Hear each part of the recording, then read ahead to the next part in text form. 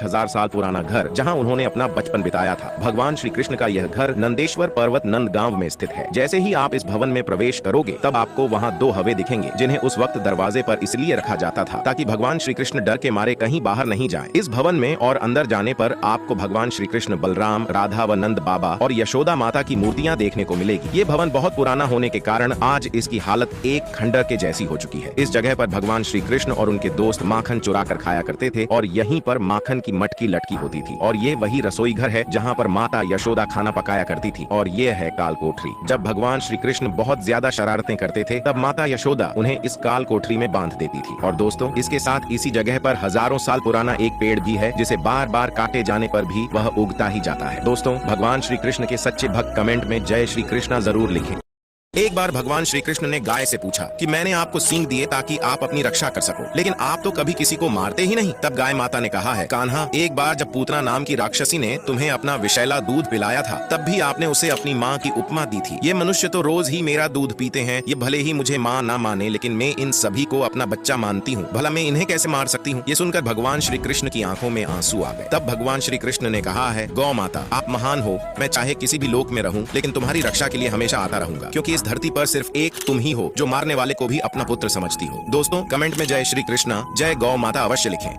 दोस्तों, यह बात बहुत ही कम लोगों को पता है कि भगवान श्री कृष्ण के बड़े भाई बलराम जी की मृत्यु कैसे हुई थी। बलराम जी स्वयं शेषनाग जी का अवतार थे। तीनों लोकों में ऐसा कोई भी नहीं था जो बलराम जी को युद्ध में हराकर उनके प्राण हर सके। कहा जाता है, महाभारत युद्ध के 36 साल बाद भगवान श्री कृष्ण जी के कुल के लोग आपस में ही युद्ध करके मरने लगे। इसी बीच भगवान श्री कृष्ण के पुत्र साम ने भगवान श्री कृष्ण के खिलाफ ही विद्रोह छेड़ दिया। इसके बाद भगवान श्री कृष्ण और बलराम जी को न चाहते हुए भी शाम का वध करना पड़ा। उसके बाद भगवान श्री कृष्ण और बलराम जी बुरी तरह अंदर से टूट चुके थे। बलराम जी अपने सामने अपने कुल का नाश देखकर काफी ज्यादा दुखी हो गए थे। इसलिए बलराम जी नर्मदा तट पर गए और अपनी योग माया की सहायता से अपने शरीर का त्याग कर दिया। दोस्तों, कमेंट में जय श्री कृष्ण अवश्य लिखें। दोस्तों, क्या आप जानते हो गोवर्धन पर्वत को सबसे पहले भगवान श्री कृष्ण ने नहीं बल्कि हनुमान जी ने सबसे पहले उठाया था। दरअसल जब राम सेतु का निर्माण चल रहा था तब पत्थर कम पड़ने के कारण हनुमान जी ने गोवर्धन पर्वत से मदद मांगी, लेकिन गोवर्धन पर्वत ने एक शर्त रखी। उन्होंने कहा, अगर मुझे भगवान श्री राम जी का स्पर्श मिलेगा तो ही मैं आपके साथ चलूंगा। तब हनुमान जी वचन देते हैं कि भगवान श्री राम जी का स्पर्श और दर्शन जरूर करवाऊंगा। जब हनुमान जी गोवर्धन पर्वत उठाकर लेकर आ रहे थे तब उन्हें संदेश मिला कि श्री राम सेतु निर्माण का कार्य पूरा हो चुका है। तब हनुमान जी ने गोवर्धन पर्वत को ब्रज की पवित्र भूमि पर रखकर गोवर्धन पर्वत को वचन दिया कि मैं भगवान श्री राम से आपके बारे में जरूर बताऊंगा। इसके बाद जब हनुमान जी ने भगवान श्री राम जी को सारी घटना बताई तब श्री राम जी ने कहा, जब मैं द्वापर युग में कृष्ण के रूप में अवतार लूंगा तब मैं तुम्हारे वचन को अवश्य पूरा करूंगा। इसके बाद जब श्री कृष्ण द्वापर युग में अवतरित होते हैं तो वे गोवर्धन पर्वत को अपनी उंगली पर उठाकर हनुमान जी द्वारा दिए गए वचन को पूरा करते हैं। दोस्तों, कमेंट में जय श्री कृष्ण अवश्य लिखें।